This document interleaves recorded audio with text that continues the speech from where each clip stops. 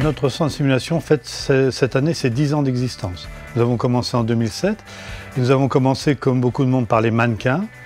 Et puis en 2012, nous sommes intéressés aux patients-acteurs, aux acteurs-patients plus exactement, c'est-à-dire la simulation humaine ou relationnelle.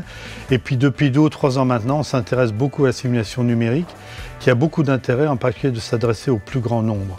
Parce qu'un de nos problèmes actuels en simulation, c'est la formation des formateurs, et on ne peut pas, et beaucoup d'étudiants, et on n'a pas la possibilité aujourd'hui de former tout le monde comme on aimerait le faire. Et on entrevoit aujourd'hui, avec la simulation numérique, la possibilité de former le plus grand nombre, à, je dirais, relativement peu de frais. Et ça, c'est un atout indiscutable pour la simulation numérique. Depuis 1 an, on fait un tour de France, ça s'appelle les rencontres de la simulation numérique en santé. Et on est vraiment allé voir les professionnels de santé, les enseignants, les étudiants, et on a discuté avec eux, on leur a fait tester la réalité virtuelle notamment. On a discuté de l'intérêt pédagogique de tout ça, et ce qui en est ressorti, c'est notamment le besoin de travailler sur la communication, de travailler en équipe, de travailler de façon interdisciplinaire. Ici, au CHU d'Angers, on a décidé de créer un nouveau cas, un cas où on pourrait être plusieurs dans le même environnement virtuel, et donc chaque étudiant a son casque de réalité virtuelle et peut donc pratiquer dans des conditions très réalistes et dans un environnement sans aucun danger.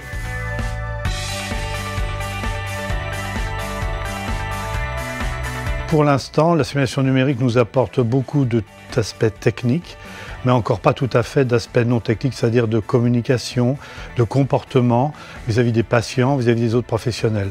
Donc ce sont les acteurs qui nous amènent le plus évidemment de choses. Mais actuellement, avec le développement actuel de la simulation numérique, je pense que ceci va changer dans les années qui viennent et nous pourrons avoir affaire à des avatars qui nous comprennent, qui nous répondent, voire qui modifient leur comportement.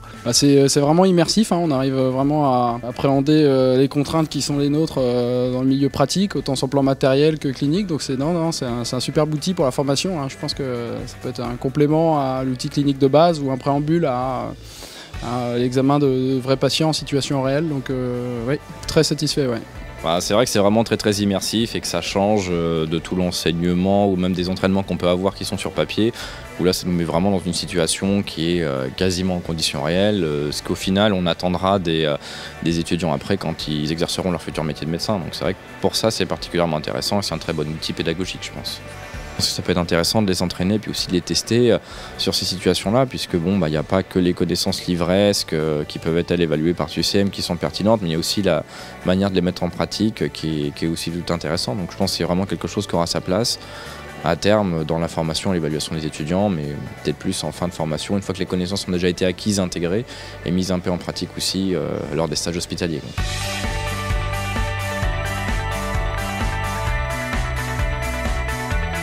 Les outils numériques vont améliorer la prise en charge du patient dans le futur, hein, de toute façon c'est indispensable, mais il faut qu'on le développe parce que les étudiants sont demandeurs et le virtuel c'est l'avenir, je pense.